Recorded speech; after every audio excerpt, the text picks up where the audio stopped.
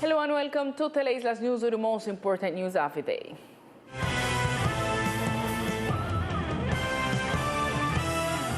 The second day of mass vaccination added more than 5,000 people. There are still many residents who are immunized against COVID-19, a virus that has taken lives not only in Colombia but in the world.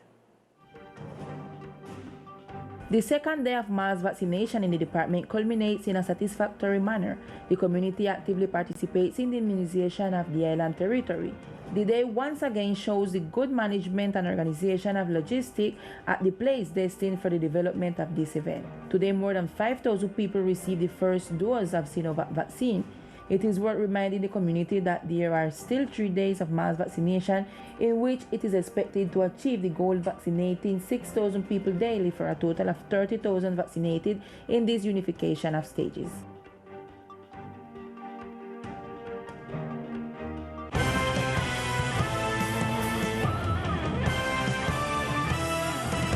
President Ivan Duque Marquez through a press conference, he expressed his considerations regarding the mass vaccination day that is taking place. Also, the Minister of Health and the Governor of the islands made declaration in this regard. I want to send a message, and it is that by the end of the next month, we will have 17 million people vaccinated, and we will exceed the record of 14 million, reaching record figures of more than 300,000 vaccines, and our goal of 35 million of vaccines in the year 2021 will be complete. On the other hand, the Minister of Health, Fernando Ruiz Gomez, gave his appreciation on the issue. Inhabitants of San Andres should know that the President requests on reiterated occasion that we move forward with San Andres, and according to his instruction, we set up all the logistic operation, which is also an example for the country. Lastly, the governor of the department never had instructed the public and private entities that made the logistics successful. This was an alliance led by the President of the Republic, by the Minister of Health, and by the support of the companies of the department in alliance with the private entities.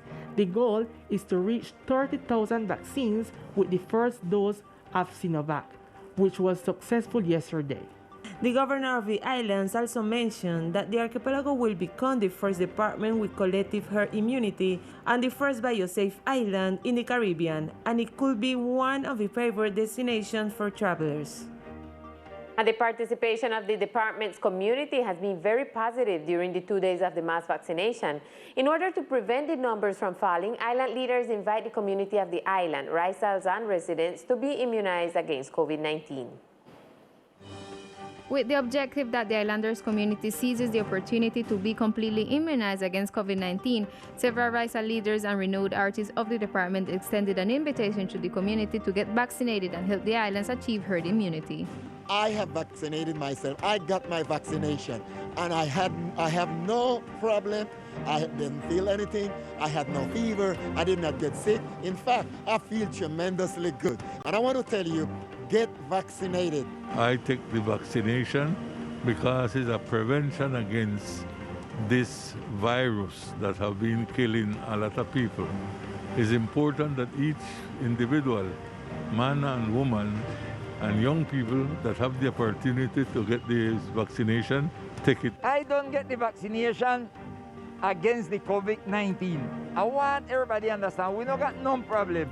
It don't generate no kind of trouble to you. It don't give you no kind of sickness. It don't carry you, nor you don't throw you down, you can go ahead and live your life normal. I already took the vaccine for the COVID-19. It was a fast process. I really never planned to take it that day. I wouldn't plan to take it in that week, but I passed and I see, well, it never so full like how I expect someone be. And then, well, I took it. The mass vaccination that takes place on the island will go until June 21st. People who reside in areas such as the Hill and San Luis will be able to reach the vaccination site completely free of charge throughout the department bus fleet. Teleislas News mourns the loss of Maria Catalina Solano Ayola, who life specialized in the city of Barranquilla and supported the battle process as head nurse along with the health personnel of our islands. The brave nurse leaves behind a daughter just over a year old and family and friends who mourns her death. At 4 a.m. today, the 28-year-old Maria Catalina Solano Ayola did not react to the resuscitation that the doctors in the city of Barranquilla tried to give her, resulting in her death. Teleislas News spoke with the relative of the Clarence Lee Newell Memorial Hospital head nurse, who stated that the medical report from Barranquilla indicated that the patients arrived in a very bad state of health and too late to save her life.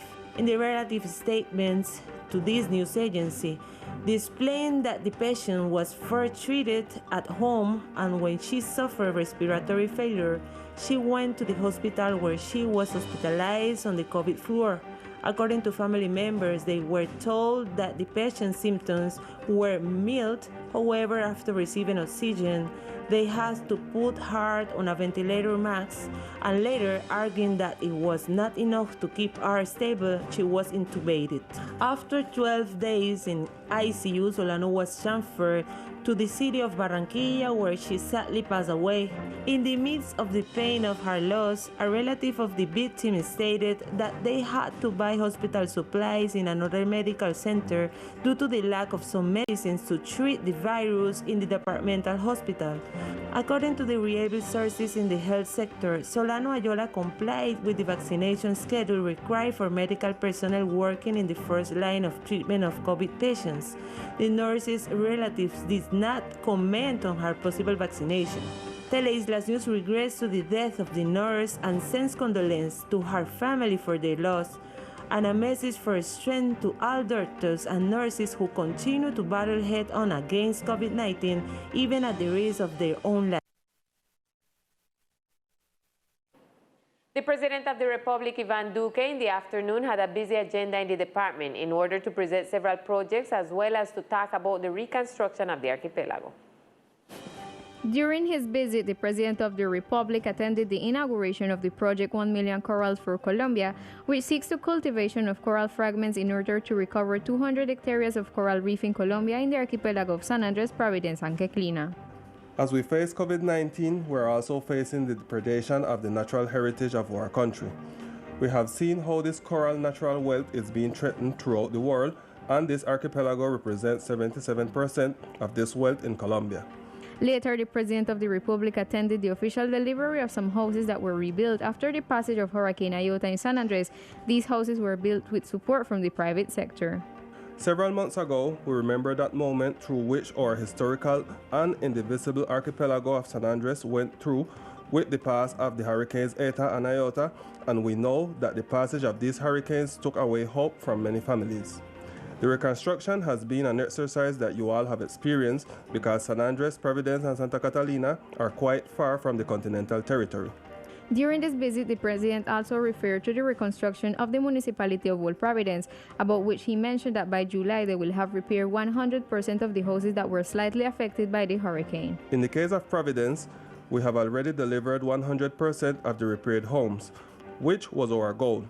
Specifically, in July, we will finish 100% of the repaired homes. That means that we are a few weeks away. Finally, the President signed the act for the beginning of the pluvial sewage system to put an end to the flooding, which will improve the quality of life of the inhabitants of the department. And the tour of the President concluded with the beginning of a great opportunity for young people of the island. The inauguration of the ESAP School of Public Administration was successfully held. An event that brings hope and motivation to the island youth, studies opportunities in public and territorial administration and public management and development programs. Estamos entregando hoy a los estudiantes, a los jóvenes. We are delivering the headquarters of the Public Administration School today for the young people, students, and people who want to have a future in their professional lives. This is a project that we have been thinking about for a long time and we have been working on. And today, we see it become a reality. This is a free opportunity.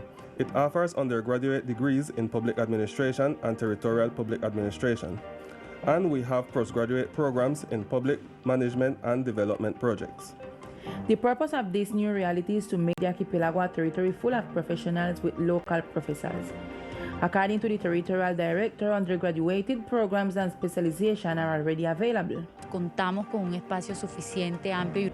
We have sufficient and ample space and suitable academic areas for academic development. We are extending an invitation to the community.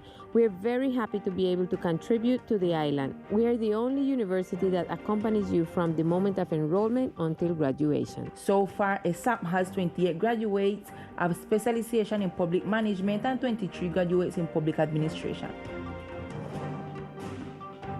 And today we want to announce the arrival of a person of great importance for the religious sector. It's Mr. Ron Metzger. The reason for his arrival is the gratitude celebration for his support in translating the New Testament into the Creole language. The service will be held on Sunday at 6 p.m. at the First Baptist Church. The invitation is extended to the community in general.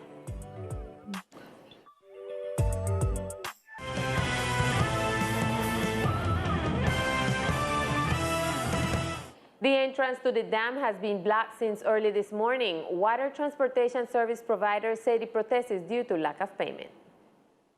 Since this morning, there is no exit or entrance to the dam. The water transport service providers are protesting for the lack of payment. Natives stated on Facebook that they have been working for 7 months and have not been paid. We have 7 months working with the tank truck and we have not been paid. We have delivered approximately 60,000 bottles of water and we have not been paid. I have 7 employees in addition to my colleague Antolin, and they have not given us a single peso. In total, there are 9 workers who are waiting for their payment. According to those leading the protest, the National Unit for Risk Management has been informing for about a month that the account is in the fiduciary. It has been 21 days since the account has been in the fiduciary, and so far we have not been paid or they have not want to pay us. Today, we are making the protest and we are hoping that today we will be paid. If they have not paid us all month, they are going to pay us now because the president is coming tomorrow. After the demonstration, they spoke with the person in charge who promised to arrange the payment for this afternoon. We know that there are many other obligations, that they have to pay a lot of things. That's fine because everything comes out of that fiduciary. But there comes a time when there must also be a priority for us. We also have a family, we have to eat, we have every right to earn our pennies. At the closing of this broadcast, the protest was still ongoing.